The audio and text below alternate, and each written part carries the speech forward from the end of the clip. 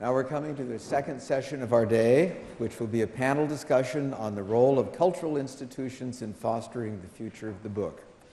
I will turn to the panel's moderator, Sir Harold Evans, to introduce the panelists once we are all on the stage.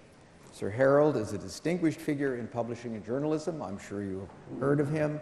He was president and publisher of Random House Trade Group, the founding editor of Conrad Nast Traveler magazine, editorial director of and vice president of U.S. News and World Report and the Daily News, Atlantic Monthly, and Fast Company. Currently, he is editor-at-large for Reuters. You may know him, as I do, as the author of the book, The American Century. Sir Harold is one of the world's most distinguished journalists and has received the highest awards for his lifetime of achievement. Please welcome Sir Harold Evans.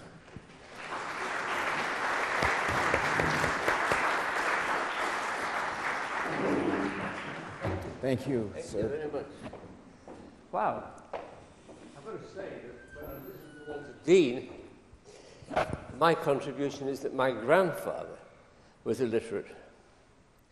And I'll never forget the time my father was reading the Daily Times, which I was then editing. And my father was a steam train driver who left school at 11, but loved reading. And he flung the paper on one side. He said, "Isn't it amazing that you're editing this paper and your grandfather could not have read a word of it?" And so that was the influence, really, of reading. First on my father, and then my mother, who left school at 11 and went to work in a cotton mill. So where's the rest of this panel? I don't want to hold this stage by myself. We're going to have a discussion. We've already had a wonderful start with Walter Dean, how we can actually get people to read. There was no question of it. This is Carla Hayden. You can find all about her in the program you've got. Distinguished librarian. And I was greatly taken when she referred to the book to me, where I've never heard it referred to before. She said, it's a container. I've been fretting for the last 30 years about the disappearance of the book, as I know it. And I'm married to a digital wife who works in digits, and I'm used to hard copy on books. Anyway, Carla has redeemed my faith, and here's somebody else who's also, he's a refugee from publishing. He's now doing good work. And we've got, where's Jim Leach? Is he hiding? Oh, he's here. Hello. Okay. No. All right, Jim, sit down. Well, we know what you do, but where do I... Oh, you sit there, will you? This is a very important panel, really, because when you think about it, I mean, I just came, apart from telling you about my grandfather, I just came from Durham, which is my university, and I had to go up there, not make a speech in the cathedral, but I'm always reminded, whenever I go back to Durham, which is such an important institution in the rise of Christianity, and also of the book. And I just want to read you one little thing here. We're going back to the 8th century. It's about 790. And in the Codex Aureus, which many of you will know, the Golden Gospels, an alderman of Surrey testifies as follows. In the name of our Lord Jesus Christ, I, Alderman Alfred and Weyburn, my wife, obtained these books from the heathen army. Those are the Vikings, now known as Danes, perhaps the most civilized nation in the world. They are. I mean, incredible. They come top of the Legatum Index of the most prosperous and civilized nation, but then they were barbarians, so there's hope for everybody. So, in the name of our Lord Jesus Christ, I, Alderman Alfred and Weyburn, my wife, obtained these books from the heathen army with pure money, that was with pure gold, and we did for the love of God and for the benefit of our souls, and because we did not wish these holy books to remain longer in heathen possession, and now they wish to give them to Christ's church to the praise and glory and honor of God. So in the whole rise, of course, of Christianity and, of course, of other religions, the book is absolutely crucial. So I want to start really by saying everybody's terrified at the moment, especially in the publishing world, which I too escaped from, actually, in books. How can we encourage people to read the book? And does it matter whether they read the book digitally or online or not? What does it matter? Does it matter? You mentioned the container. You mentioned the container. I stole it. And thank you.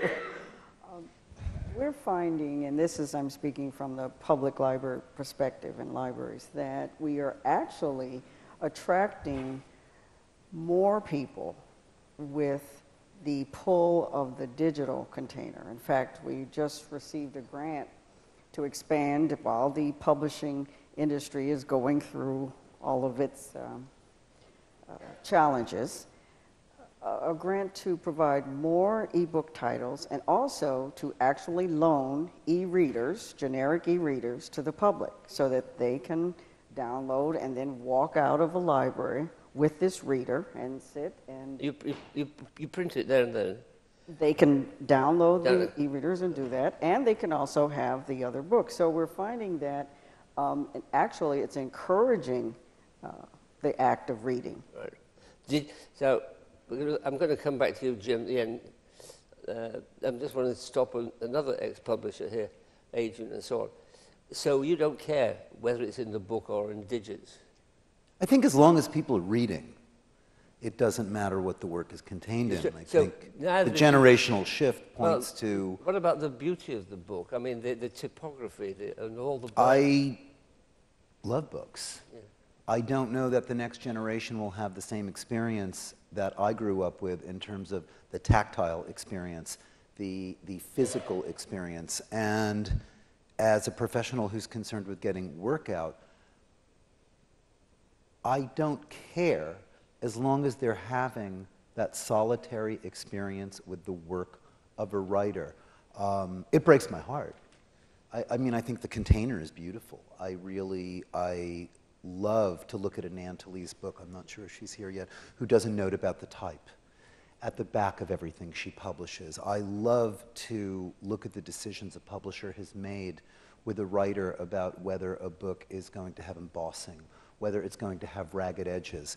I love to watch people in bookstores touch books and have that tactile experience, but I think ultimately what we get is something so deep and personal and about this kind of one-on-one experience between the reader and the writer that however that happens, we need to encourage it. Technology is bringing us someplace else, and as long as we keep the artists in our fold and keep readers and writers connected, we'll be okay. Okay, Mr. Leach, you're such an influential figure now, and you have been previously, I'm telling you, okay? So what I want to know from you, in directing your energies in continuing literacy and the preservation of all that means, you don't care either whether it's a physical book or a digit. Well, in one sense, the agency that I had, and because I hate to speak exclusively as an individual, has a love affair with the printed word. But while we're not agnostic exactly on how something is presented,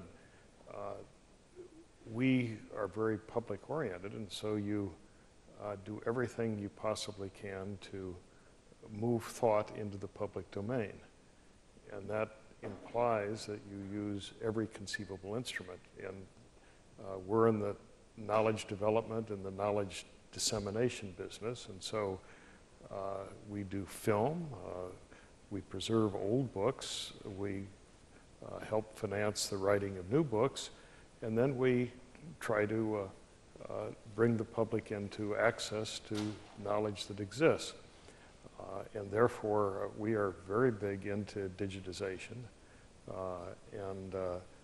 In fact, one of my favorite quotes is our archivist, the United States, who likes to say, particularly in the area of research, for many young people, young scholars, if it isn't on the internet, it doesn't exist. And that's a fairly awesome thought. And so that means that